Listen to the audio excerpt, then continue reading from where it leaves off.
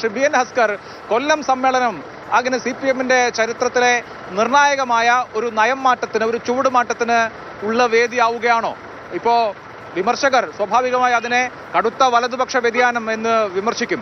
ഒരു ഇടതുപക്ഷ പാർട്ടിയുടെ അല്ലെങ്കിൽ കമ്മ്യൂണിസ്റ്റ് പാർട്ടിയുടെ ആടയാഭരണങ്ങളൊക്കെ ഒഴിവാക്കി പ്രോ ബിസിനസ്സായ, പ്രോ ഇൻവെസ്റ്റ്മെന്റ് ആയ ഒരു പാർട്ടിയായി, ഒരു ഭരണ പാർട്ടിയായി CPM മാറുന്നു. ഇന്ത്യൻ കാലാവസ്ഥയിൽ ഒരു സോഷ്യൽ ഡെമോക്രാറ്റിക് പാർട്ടിയായേ പരമാവധി ഞങ്ങൾക്ക് നിൽക്കാൻ കഴിയൂ.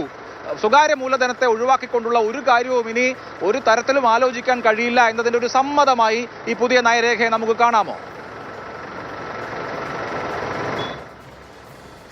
അഭിലാഷ്, ഇതിൽ ഏറ്റവും അടിസ്ഥാനപരമായി നവകേരളത്തിൻ്റെ പുതുവഴികൾ എന്ന് പറഞ്ഞ് 6 അധ്യായങ്ങളിലായി അവതരിപ്പിക്കപ്പെട്ടുള്ള രേഖ. ആ രേഖയെ സംബന്ധിച്ച് അടിസ്ഥാനപരമായി നാം മനസ്സിലാക്കേണ്ടത് കേരളത്തെ ഒരു വൈജ്ഞാനിക സമ്പദ് വ്യവസ്ഥയിലേക്ക് എടുത്തുയർത്തുക എന്നുള്ളതാണ്. വൈജ്ഞാനിക സമ്പദ് വ്യവസ്ഥ എന്ന് പറയുന്നത് ഒരു പക്ഷേ മാർക്സിയൻ തിയോളജിയുടെ അടിസ്ഥാനത്തിൽ മാർക്സിയൻ ഐഡിയോളജിയേ അല്ല.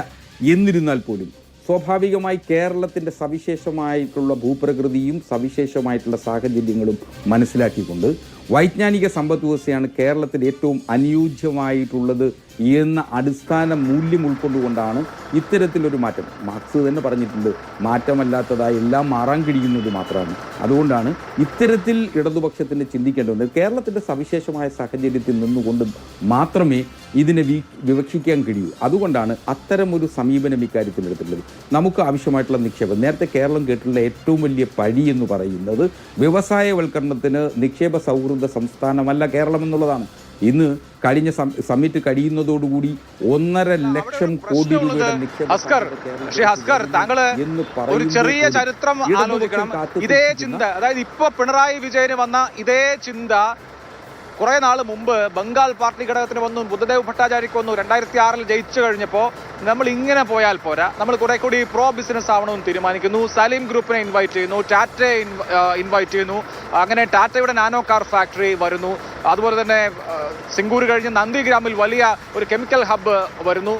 അതിനു വേണ്ടിയിട്ടൊക്കെ ജനങ്ങളെ കുടിയിറക്കേണ്ടി വരുന്നു.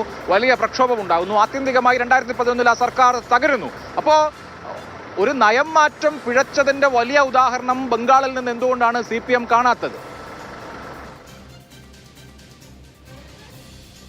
അല്ല അഭിലാഷ്, പശ്ചിമബംഗാൾ ഒരു വലിയ പാഠം തന്നെയാണ് നിശ്ചയമായും.